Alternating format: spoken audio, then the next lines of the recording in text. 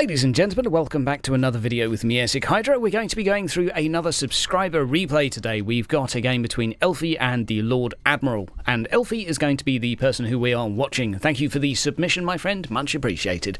So hopefully there's going to be a little bit of critique, discussion, review, analysis, etc., and perhaps even some entertainment, and we'll see how this game goes and what happens. I always think Tau against the Imperium is quite an interesting one, because the Imperium just wants to ram you. As soon as the Imperium can get past that sort of hard outer shell that is the front shield of the Tau, they have a pretty easy time ramming them down. And the Imperium have a fair variety of fleets that they can bring. So we obviously have quite a few Protectors, and we have a few Castellans, as well as it looks like a few...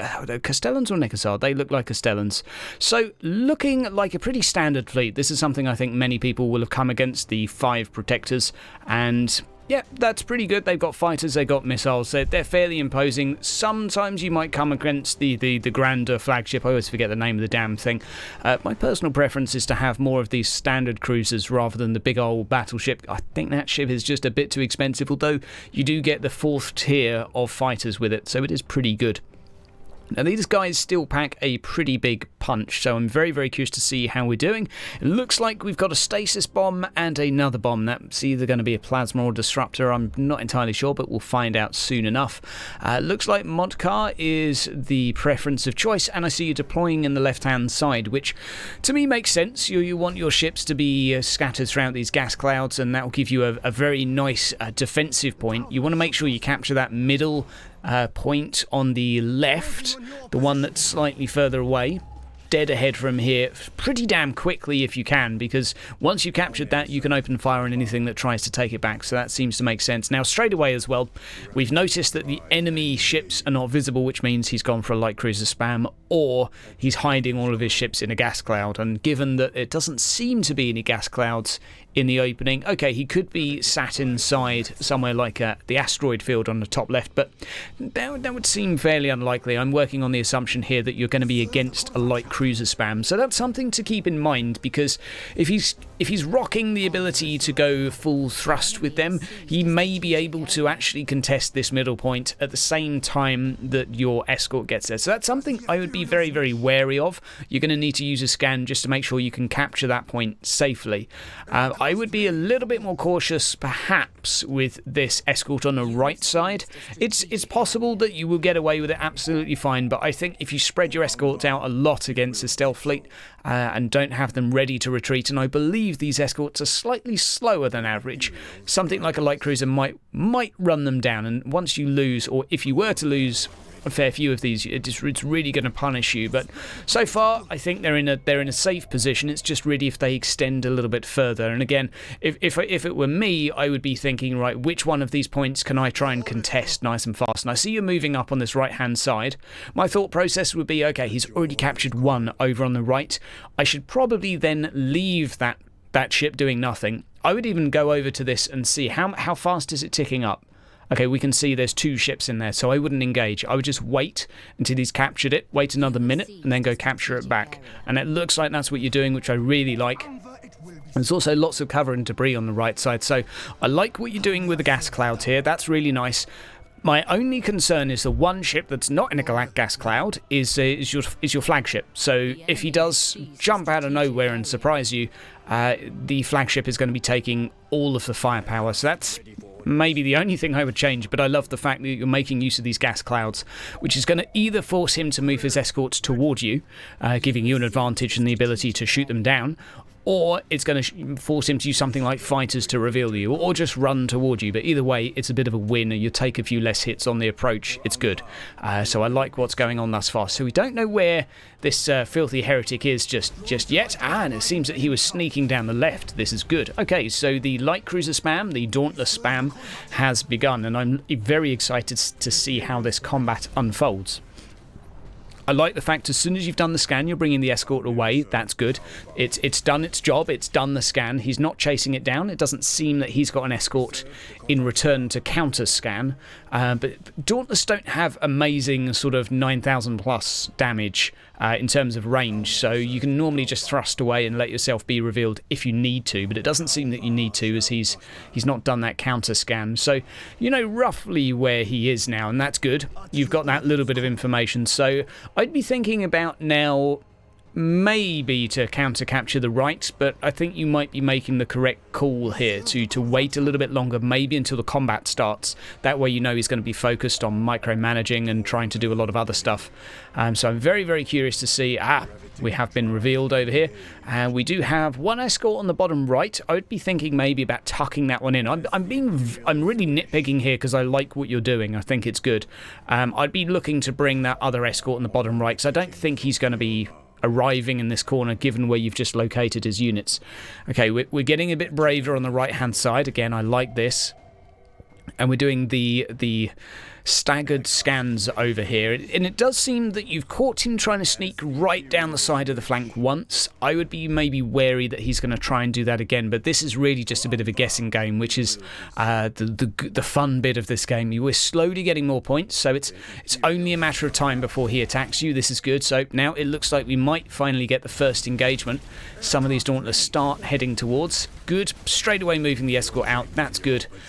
Still in silent running. It doesn't have a lot of thruster left. He has split his fleet, so I tell you what, you are a step ahead of me. You've recognised that's not the entirety of his fleet, and you're doing the appropriate thing. It also seems right now that you're moving the ships on the right to move away from the ships. You're moving your ships on the right flank toward the left, away from his ships on the right, which I really like. That way you're basically engaging with all of your force against half of his, which I really like this decision.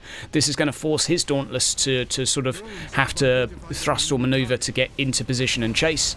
I think this is a good engagement to take. It's kind of like in a MOBA when you catch someone out of position. You're fighting with your whole force against half of another, so that's good.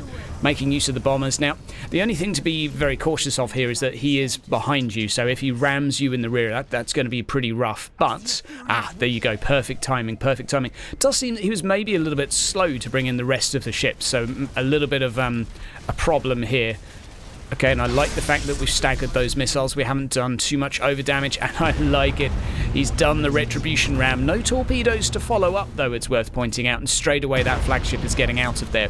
I do wonder maybe if the flagship could have been left in that gas cloud in the bottom left, but I mean, it's totally fine to bring it out because it's actually further away than the rest of the ships. Now, I've noticed as well, you've not used either of those bombs yet, and one of those right now might be, again, I'm not exactly sure which ones you have, but one of those might be a bit of a lifesaver when it comes to the fleet that's approaching from the southeast.